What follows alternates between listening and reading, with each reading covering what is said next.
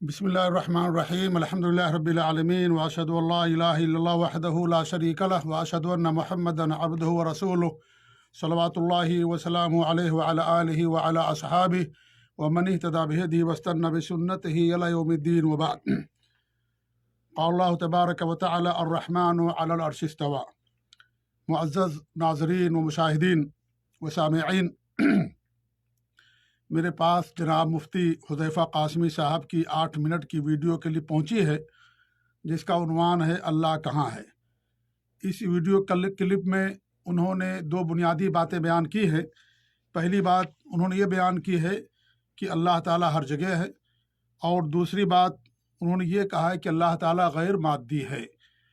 इन 2 बातों पर मेरी गुफ्तगू बाद में होगी। पहले इस क्लिप के अंदर 2 और बातें जिनका मैं ज़िक्र आप लोगों के सामने करना चाहता हूं। उसके बाद इंशाअल्लाह ये 2 अहम मौजू हैं, ये 2 अहम मसले हैं, इन पर हमारी गुफ्तगू होगी और उनकी शुबहात का हम जवाब देंगे।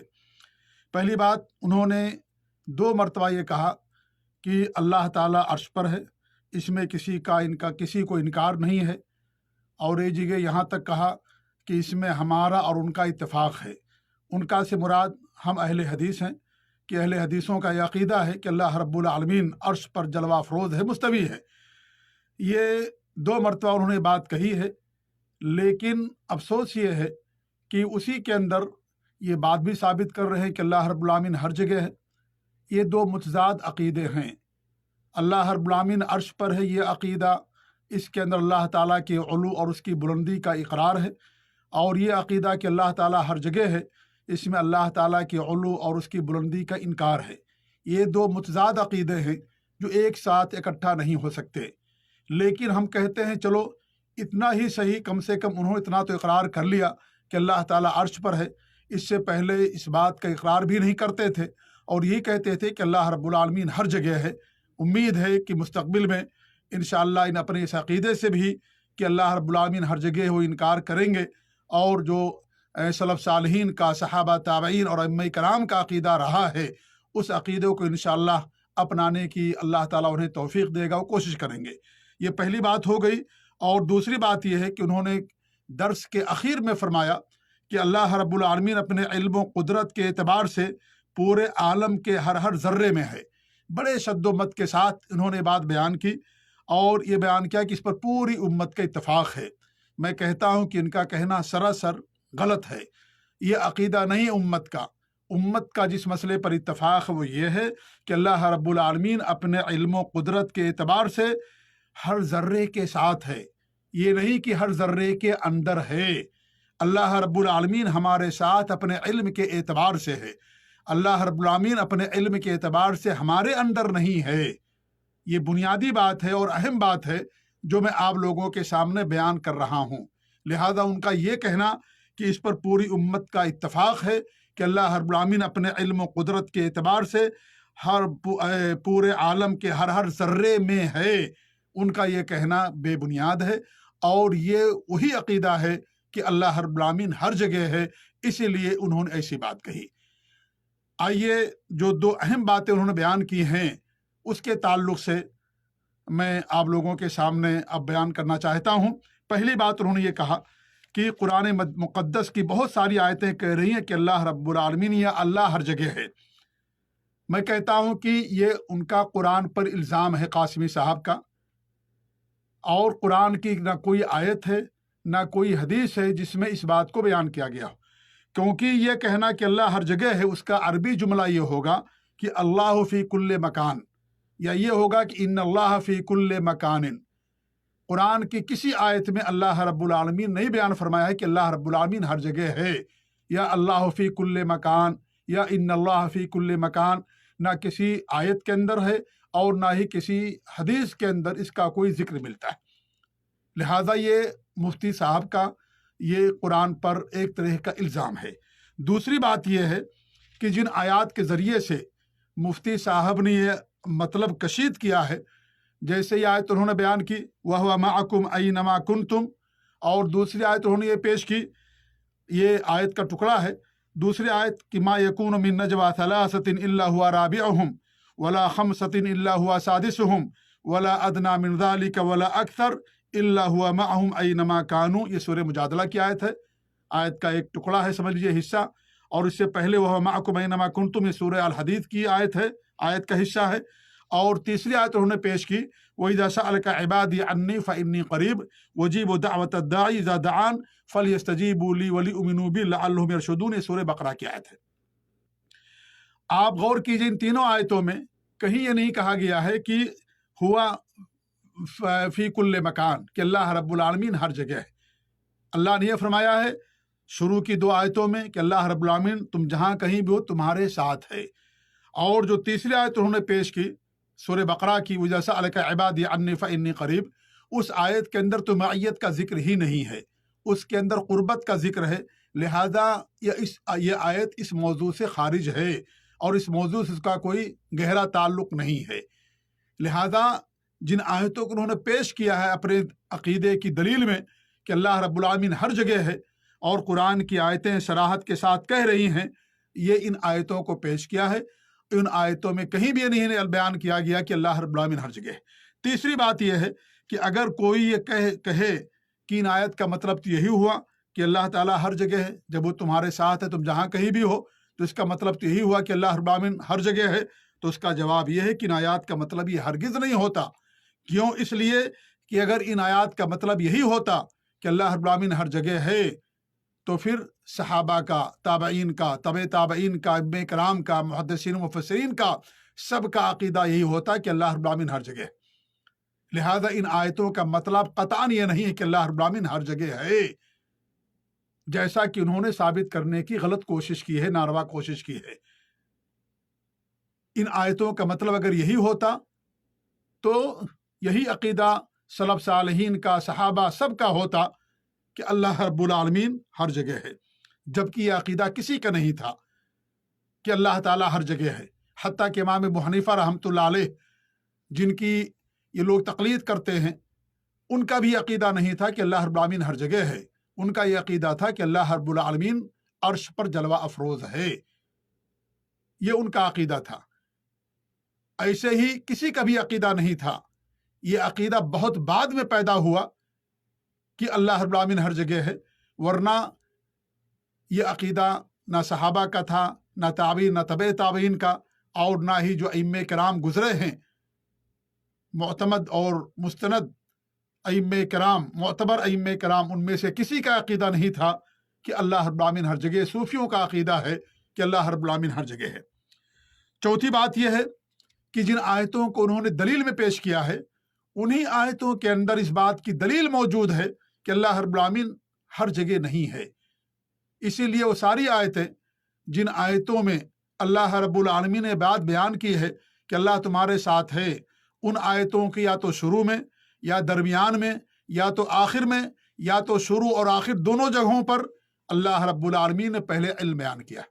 इसका मतलब ये होता है कि अल्लाह रब्बुल आलमीन हमारे साथ अपने इल्म के एतबार से है, उसकी ज़ात अर्श पर जलवा फरोज है, वो हमारे साथ अपने इल्म के एतबार से है। इसीलिए अल्लाह रब्बुल आलमीन ने पहले इल्म को बयान किया, या तो दरमियान में, या तो आखिर में बयान किया, या तो शुरू में बयान किया और आखिर के अंदर भी बयान किया। इसीलिए मैंने शुरू में कहा कि उन्होंने जो ये बात कही है कि अल्लाह रब्बुल आलमीन अपने इल्म और कुदरत के एतबार से पूरे आलम के ज़र्रे ज़र्रे में है, ये उनका अकीदा बेबुनियाद और बातिल और गलत है। अल्लाह रब्बुल आलमीन ज़र्रे ज़र्रे में अपने इल्म के एतबार से नहीं है। अल्लाह रब्बुल आलमीन अपने इल्म के एतबार से हमारे साथ है, हमारे अंदर अल्लाह रब्बुल आलमीन नहीं है। जिन आयतों को उन्होंने पेश किया है, दो आयतें जिसमें मईयत का जिक्र है, उन्हीं दो आयतों को मैं शुरू से पूरी पढ़ देता हूं ताकि आप लोगों को समझ में आ जाए कि उन आयतों में क्या बयान किया गया है। पहली आयत जो उन्होंने पेश की है कि वह माकुम ऐनमा कुंतुम, ये आयत मैं आपके सामने जो है पेश कर रहा हूँ। अल्लाह ताला फरमाता, देखिए, ये सूरह हदीद की आयत नंबर 4 है। हुवल्लज़ी खलक़स समावाति वल अर्ज़ फ़ी सित्तति अय्यामिन सुम्मा इस्तवा अलल अर्श यअलमु मा यलजु फ़िल अर्ज़ि व मा यख़रुजु मिनहा व मा यनज़िलु मिनस समाइ व मा यअरुजु फ़ीहा व हुवा मअकुम ऐनमा कुंतुम वल्लाहु बिमा तअमलून बसीर। अल्लाह ने क्या फरमाया कि यअलमु मा यलजु फ़िल अर्ज़, جو کچھ چیزیں زمین میں داخل ہوتی ہیں، وما یخرج منہا، اور جو نکلتی ہیں، وما ینزل من السماء، اور جو آسمان سے نازل ہوتی ہیں، وما یعرج فیہا، اور جو کچھ چیزیں اوپر چڑھتی ہیں، یہ علمو، اللہ نے بیان کیا کہ اللہ رب العالمین کو تمام چیزوں کا علم ہے۔ تو پھر اللہ فرمایا وَهُوَ مَعَكُمْ أَيْنَمَا كُنْتُمْ، تو اس سے معلوم ہوا کہ اللہ ہمارے ساتھ اپنی معیت کے اعتبار سے ہے، یہ نہیں کہ اللہ کی ذات ہر جگہ۔ دوسری آیت جو انہوں نے پیش کی ہے سورہ مجادلہ کی آیت نمبر 7 ہے، جس میں اللہ تعالیٰ فرماتا ہے أَلَمْ تَرَ أَنَّ اللَّهَ يَعْلَمُ مَا فِي السَّمَاوَاتِ وَالْأَرْضِ، دیکھیے اللہ نے علم سے شروع کیا۔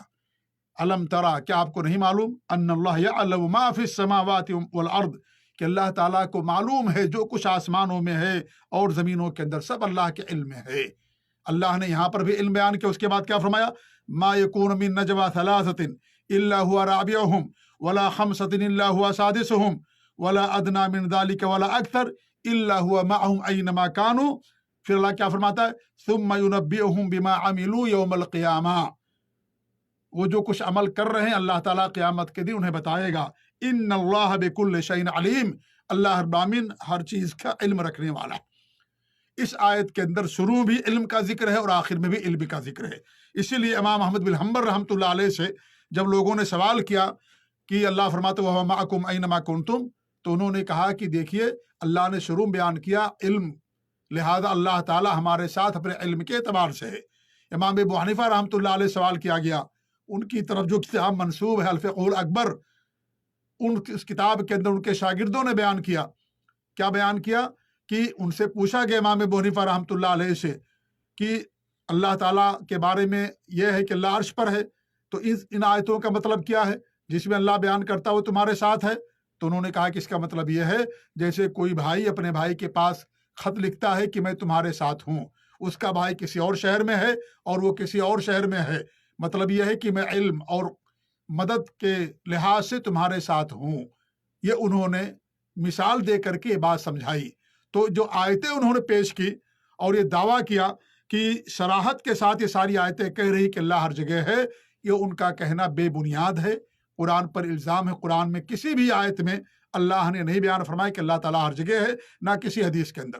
اور اس پر انہی کے عالم مولانا الیاس گھمن صاحب کی ایک تقریر تھی اللہ ہر جگہ ہے، اس کا میں نے بڑی تفصیل کے ساتھ جواب دیا ہے، لہذا میں اور تفصیل میں نہ جاتے ہوئے دوسرے مسئلے پر آتا ہوں۔ دوسرا مسئلہ جو انہوں نے بیان کیا وہ یہ ہے کہ کیا اللہ غیر مادی ہے۔ انہوں نے بیان کیا کہ اللہ غیر مادی، اور غیر مادی کی انہوں نے جو تعریف کی غیر محسوس اور جس کا وجود نہ ہو، اور مادی جو محسوس ہو اور اس کا وجود ہو، اور اس کی مثال انہوں نے قرآن سے دیا۔ جیسے ایک حافظ قرآن ہوتا ہے، اس کے سینے میں قرآن ہوتا ہے، وہ قرآن غیر مادی ہے، اس کے سینے میں اس کا وجود نہیں ہے، غیر محسوس ہے۔ آپ اس کا سینہ اگر پھاڑیں گے تو اس میں آپ کو قرآن کی آیتیں نظر نہیں آئیں گی، وہ غیر مادی غیر محسوس ہے۔ یہ انہوں نے مثال کے ذریعے سے بات سمجھائی۔ اس کے بارے میں میرا کہنا یہ ہے کہ سب سے پہلی بات کہ ایسے الفاظ جو کئی معانی پر مشتمل ہوں یا محتمل ہوں، ایسے الفاظ استعمال کرنے سے انسان کے لیے ضروری ہے کہ ایسا انسان ایسے الفاظ نہ استعمال کرے بلکہ اس سے بچے۔ انہی میں سے غیر مادی ہے، یا کوئی کہے اللہ کے بارے میں غیر جسمی یا غیر جسمانی، اس طرح کے الفاظ استعمال کرنے سے انسان کو بچنا چاہیے، کیونکہ یہ سارے الفاظ ایسے ہیں جو کئی معانی کو محتمل ہیں۔ لہذا ایسے الفاظ جو کئی معانی کو محتمل ہوں، سلف صالحین کا قول یہ ہے، ان کا منہج یہ ہے کہ ایسے الفاظ استعمال کرنے سے انسان کو بچنا چاہیے، نمبر 1۔ نمبر 2، غیر مادی سے ان کی مراد کیا ہے؟ اگر غیر مادی سے ان کی مراد یہ ہے کہ جیسے دنیا کا وجود مادے سے ہوا، یا انسان کا وجود مٹی سے ہوا، اور پھر نطفے سے انسان کا وجود ہوا، اگر ان کی مراد یہ ہے کہ اللہ رب العالمین کے لیے اس طرح کے مادے کا عقیدہ رکھنا باطل اور کفر ہے، اگر ان کی مراد یہ ہے تو اپنی جگہ پر یہ معنی صحیح ہے۔ اللہ ہمیشہ سے اور ہمیشہ رہے گا، کبھی اس کو فنا لاحق نہیں ہوگی، لیکن ایسے الفاظ انسان کو استعمال کرنے سے گریز کرنا چاہیے۔ 2 باتیں ہو گئی۔ تیسری بات یہ ہے کہ اگر ان سے مراد ان کا یہ ہے کہ اللہ تعالیٰ کی ذات کے تعلق سے، کہ اللہ تعالیٰ کی ذات غیر محسوس और उसका वजूद नहीं, जैसा कि उन्होंने मिसाल के ज़रिए समझाया, तो ये तो बहुत बड़ी बात उन्होंने कह दी। अल्लाह ताला की ज़ात मौजूद है, अल्लाह का वजूद है, अल्लाह अर्श पर जलवा अफरोज़ है, अल्लाह ताला का दीदार किया जाएगा। क़यामत के दिन जो अहले जन्नत हैं, क़यामत के दिन अल्लाह ताला के दीदार करेंगे। बहुत सारी सही हदीसें इसके ताल्लुक़ से मौजूद हैं।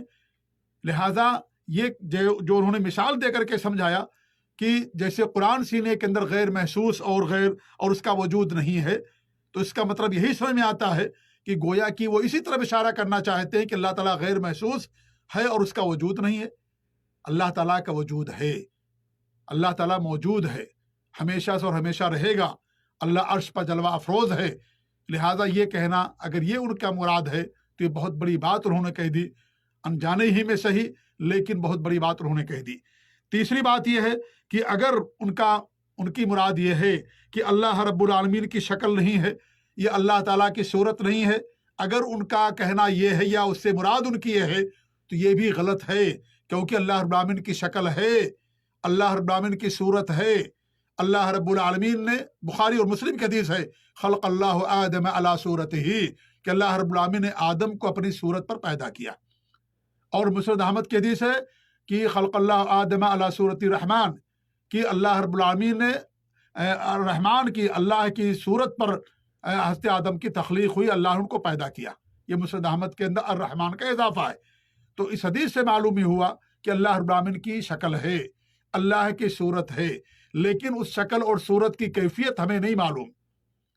हमें नहीं मालूम कि उसकी कैफियत क्या है, उसकी शक्ल क्या। अल्लाह ताला ने उसकी कैफियत नहीं बयान की, न नबी सल्लल्लाहु अलैहि वसल्लम ने उसकी कैफियत बयान की।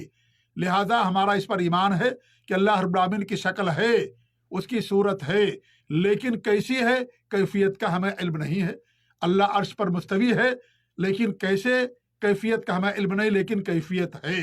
लिहाजा अगर उनकी मुराद ये है इस बात से कि अल्लाह रब्बुल आलमीन की शक्ल नहीं है, अल्लाह की शक्ल नहीं है, या अल्लाह की सूरत नहीं है, तो उनका कहना ये गलत है।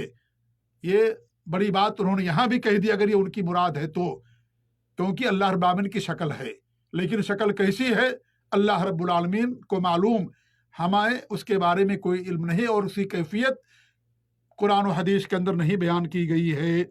या ये अगर उनकी मुराद है अल्लाह ताला की सिफात का इनकार, जैसे कि अल्लाह रब्बुल आलमीन की दो आँखें हैं, अल्लाह रब्बुल आलमीन के दो हाथ हैं, इस तरीके से अल्लाह ताला का कदम है, अल्लाह ताला की उंगलियां हैं। अगर उसका इनकार मकसद है इनका, और उस गैर मादी से ये मतलब है, तो ये भी गलत है, क्योंकि कुरान और हदीस में ये सारे सिफात अल्लाह के बयान किए गए हैं। अल्लाह के लिए दो आँखें हैं, लेकिन कैसी हैं हमें कैफियत का इल्म नहीं। अल्लाह ताला के दो हाथ हैं, कैसे हमें नहीं मालूम। अल्लाह की उंगलियां हैं, कैसी हमें नहीं मालूम। अल्लाह के लिए वजह, चेहरा है, कैफियत कैसी है हमें नहीं मालूम। लेकिन ये तमाम सिफात बयान की गई हैं कुरान और हदीस के अंदर। लिहाजा अगर गैर मादी से यह कहना चाहते हैं कि इन सिफात का इनकार करना मुराद है, तो ये कहना भी गलत है, ये कहना उनका गलत है, और ये कुरान और हदीस के सलफ सालिहीन के अकीदे के अक्सर खिलाफ है, क्योंकि कुरान और हदीस के अंदर सारी सिफात बयान की गई। हम इन तमाम सिफात पर ईमान रखते हैं, कैफियत अल्लाह के हवाले करते हैं, और इन सिफात की मखलूक से कोई मुशाबहत नहीं करते, ना ही मुमासलत करते हैं, ना इन सिफात की गलत तावील करते हैं, ना ही इनका इनकार करते हैं, बल्कि वो तमाम सिफात जो कुरान के अंदर बयान हुई या हदीसों के अंदर बयान की गई हैं, सही हदीसों के अंदर, उन तमाम चीज़ों पर हमारा ईमान है। वैसे ही जैसे सहाबा का, सलफ सालिहीन का, ताबईन और अइम्मे कराम का ईमान था। हम उनमें किसी भी सिफत की मखलूक से तशबीह नहीं देते, ना उसकी मुमासलत करते हैं, ना उसकी कैफियत बयान करते हैं, ये नहीं करते, और उस पर अलबत्ता उस पर ईमान लाते हैं। जैसा कि इमाम मालिक रहमतुल्लाह अलैह से किसी ने सवाल किया कि अल्लाह ताला अर्श पर कैसे मुस्तवी है, तो उन्होंने कहा कि इसके ताल्लुक से बड़ी अहम बात उन्होंने कही, जो आज एक कायदे की हैसियत अख्तियार कर गई। उन्होंने ये कहा कि अल ईमान बिही वाजिब, इस पर ईमान लाना वाजिब है, और उसकी कैफियत बयान करना क्या है, ये अर्श पर अल्लाह मुस्तवी है, इस पर ईमान लाना वाजिब है, कैफियत मजहूल है, उसके बारे में सवाल करना बिदअत है। फिर आपने اس کو مسجد سے نکل جانے کا حکم دیا اور کہا یہ بدعتی انسان ہے، اس کو مسجد سے نکال دو، امام مالک رحمۃ اللہ علیہ نے۔ لہذا کیفیت کا ہمیں علم نہیں ہے کیفیت، لیکن کیسی ہے اللہ ہر بار بہتر جانتا ہے۔ لہذا جب اللہ تعالیٰ کی جو صفات ہیں جیسے بیان ہوئی ویسے ہمارا اس پر ایمان۔ اور یہاں ایک بات میں بیان کر دوں، بات ہماری لمبی ہو جائے گی چونکہ عقیدے کا مسئلہ ہے، اور وہ یہ کہ دیکھیے مخلوق کی بھی صفات ہیں لیکن وہ اپنی صفات میں ایک دوسرے سے مختلف ہیں۔ جیسے ہمارے پاس آنکھیں ہیں، چونٹی کے پاس بھی آنکھ ہوتی ہے، ہمارے پاس اور ہاتھی کے پاس بھی پیٹ ہے، فرق ہے۔ چونٹی اور بطخ اور چڑیوں کے پاس بھی پیٹ ہوتا ہے، دونوں کے اندر فرق ہے۔ ہمارے پاس بھی ہاتھ پاؤں ہیں، ان کے پاس بھی ہیں آنکھ ہیں، لیکن فرق ہے۔ ہمارے پاس بھی انگلیاں ہیں، چونٹی اور کیا نام ہے مرغی کے اندر بھی انگلیاں ہوتی ہیں، لیکن فرق ہے سب۔ حتیٰ کہ انسانوں کے آپس میں فرق ہوتے ہیں، ان کے آپس میں فرق ہوتے ہیں۔ لہذا بندوں سے یا کسی مخلوق سے اللہ تعالیٰ کی صفات کی تشبیہ بیان کرنا یا اس کی مماثلت بیان کرنا یا کیفیت کی ہو بہو ایسے ہی ہے اللہ تعالیٰ کی صفات یا تشبیہ یا مماثلت، یہ سراسر باطل ہے، بے بنیاد بات ہے۔ لہذا ہم اللہ رب العالمین کے بارے میں صفات کا ایمان رکھتے ہیں اور اس کا عقیدہ رکھتے ہیں۔ اگر کوئی اللہ رب العالمین کے بارے میں صفات کا عقیدہ نہیں رکھتا ہے تو گویا کہ عدم ہے، وہ ایسی کوئی ذات یا کوئی چیز وجود میں نہیں ہے جس کی صفات نہ ہو، ہر چیز کی صفت ہوتی ہے۔ اسی لیے علماء نے بیان کیا، امام ابن تیمیہ رحمۃ اللہ علیہ اور بھی ائمہ کرام نے، کہ جو معطل ہوتا ہے، جو اللہ کے اسماء اور صفات کا انکار کرتا ہے، وہ عدم کی عبادت کرتا ہے، یعنی ایسی چیز کی بات کرتا ہے اس کا وجود ہی نہیں ہے۔